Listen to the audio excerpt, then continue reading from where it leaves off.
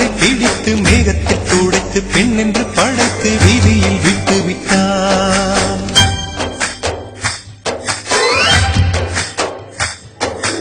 இப்படி இன்னொரு பெண்மையை படைக்க தன்னிடம் கற்பனை தீர்ந்ததை எண்ணித்தான் பிரம்மனும் மூர்ச்சையுற்றான்.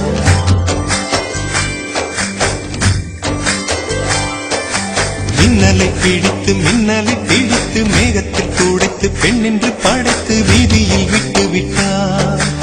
இப்படி இன்னொரு பெண்மையை படைக்க தன்னிடம் கற்பனை தீர்ந்ததை எண்ணித்தான் பிரம்மனும் மூர்ச்சையுற்றார். அவளின் நாசிக்குள் நுழைந்த காற்று உயிரை தடவி திரும்பும் போது மோட்சம் அடைந்து ராகங்கள் ஆகின்றதே. ஓஹோ, மழையின் துளிகள் அவளை நனைத்து மார்பு கடந்து இறங்கும் பொழுது முக்தி அடைந்து முத்துக்கள் ஆகின்றதே. மின்னலை பிடித்து மேகத்தில் துடைத்து பெண் என்று படைத்து வீதியில் விட்டு விட்டார்.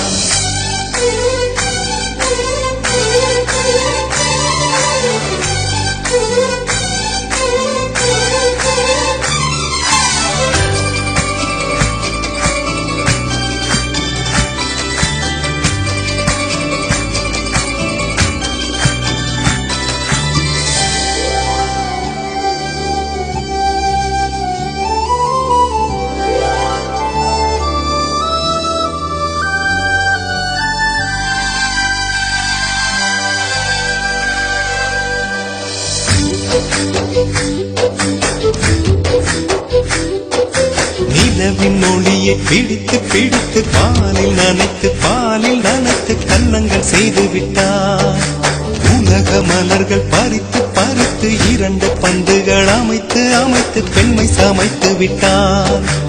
அழகு என்பது ஆண்பாலா பெண்பாலா என்பதில் எனக்கு சந்தேகம் தீர்ந்தது. அழகு என்பது நிச்சயம் பெண்பாலடா.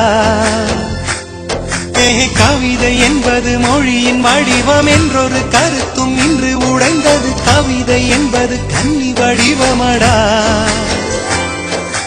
மின்னலை பிடித்து மேகத்தில் துடைத்து பெண் என்று படைத்து வீதியில் விட்டு விட்டார்.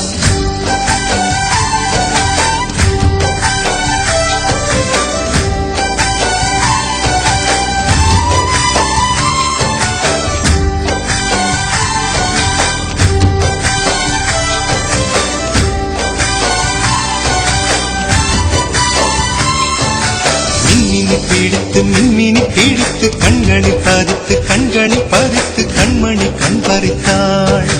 தங்கத்தை எடுத்து அம்மியில் அரைத்து மஞ்சளாய் நினைத்து கண்ணத்தில் குழைத்து ஜீவனை ஏன் எடுத்தாள். காவித்துறவிக்கும் ஆசை வளர்ப்பவள், அருகம் புல்லுக்கும் ஆண்மை கொடுப்பவள், பெண்களின் நெஞ்சுக்கும் பித்தம் கொடுப்பவளே. ஓஹோ, தெரிந்த பாகங்கள் உயிரை தந்திட, மறைந்த பாகங்கள் உயிரை வாங்கிட, ஜனனம் மரணம் ரெண்டும் தருபவளே. மின்னலை பிடித்து மேகத்தில் துடைத்து பெண் என்று படைத்து